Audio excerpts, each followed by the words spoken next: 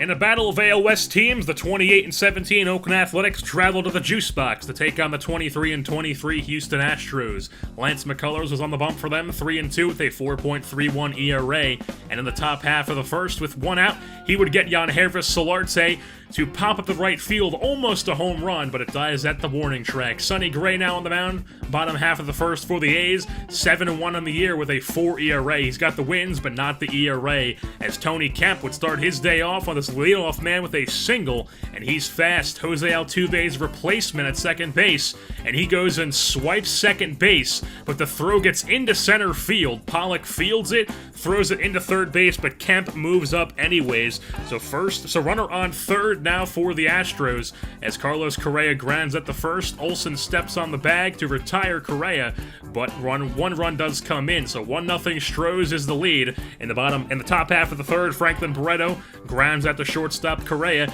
and then in the bottom half of the third, Sonny Gray gets Correa to strike out, looking on a slider. Moving on to the top half of the fourth now, where A.J. Pollock, more of the same, hitting right at people, lines out to Tony Kemp. Now we move on to the bottom half of the sixth for the Astros. Runner on first as George Springer clobbers one into the right center field gap. Pollock fields that one as it bounces off the wall, but one run is going to come in, as it's an RBI triple for George Springer. 2-0 Astros is the score. Edmund Roberts comes in the game in the bottom half of the seventh. Nobody on base, but he gives up a home run to A.J. Reed. That's a 3-0 Astros lead now on his solo shot. He clobbered that one into the right field seats. So 3-0 Stros, they weren't done in the bottom half of the seventh. There's now a runner on first, nobody out.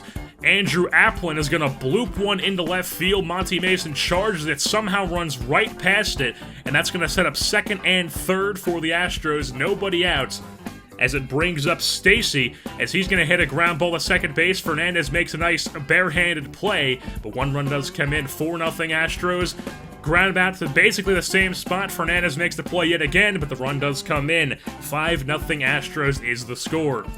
Yairo Diaz comes on now for the Athletics in the bottom half of the eighth, and he would walk Evan Gattis with 2 outs. So Gattis on first base, as that brings up A.J. Reed, who's going to connect on his second home run of the day. That one just barely stays fair. 2-run shot for A.J. Reed, and the Astros jump out in front even more, as it is a 7-0 Houston lead here at the bottom of the eighth. Moving on to the top half of the ninth, 2 outs. Brady Slayton strikes out. It's a drop third strike. Stacy throws over to first, and that is going to be the final in this one, as the Houston Astros come away with the victory by a score of 7-0 over the Oakland Athletics, as the Athletics will drop to 28-18 on the year, and the Houston Astros will get above 500 as they are now 24-23. McCullers was lights out as he pitched a complete game shutout, only gave up 3 hits and struck out 7. Sonny Gray was pretty good as he pitched 6 innings, 5 hits, 2 earned runs, and 5 strikeouts. Just could not get any run support,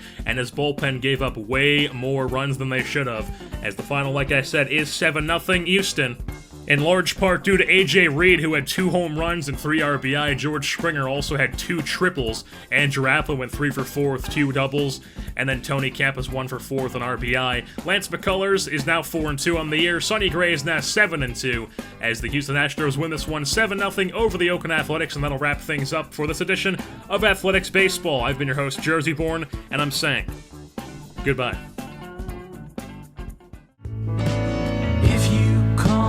Find out who you are, and may you find out who you are.